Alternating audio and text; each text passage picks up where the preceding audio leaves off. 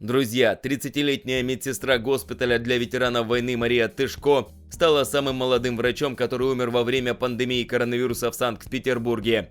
Несмотря на то, что официально вирус у Тышко не подтверждают, ее имя уже появилось в списке жертв медработников, погибших от коронавируса, которые составляют ее коллеги.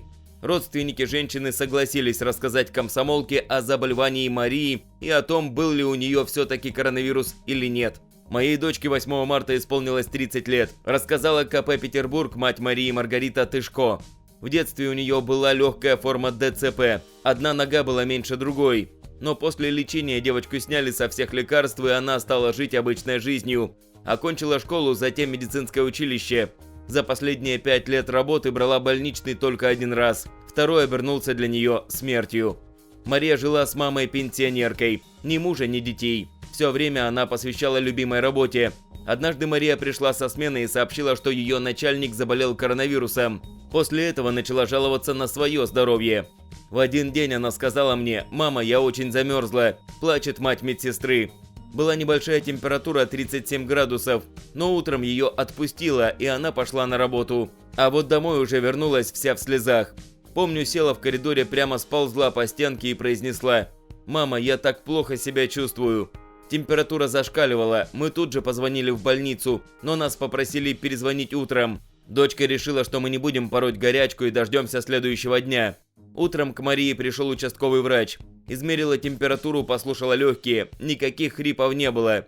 Женщине прописали антибиотики. Потом у дочки начался кашель, вздыхает Маргарита Тышко. Врач сама пришла проведать ее и предложила вызвать скорую. Но Маша отмахнулась, мол, ничего серьезного. Температура у нее все время была ниже 38 градусов. Она продолжала пить антибиотики. Уже через пару дней Мария пожаловалась маме на проблемы с дыханием. К Тышко приехала бригада, которая после осмотра пациента поставила предварительный диагноз – подозрение на пневмонию. Марию доставили в госпиталь, в котором она работала, перевели в реанимацию и подключили к ИВЛ. На следующий день в эту же больницу привезли ее маму. У Маргариты Тышко тоже поднялась температура, начался тяжелый кашель. За здоровьем женщин пристально следили медики, и в один из дней Марии стало значительно лучше. Ее даже собирались переводить в обычную палату. 14 апреля у Маши была температура 36,6, говорит Маргарита. На следующее утро ситуация не изменилась, но в этот день Маша и умерла. Маме позвонили врачи со словами: «Выражаем соболезнования. Я в этот момент была в соседней палате и проходила лечение.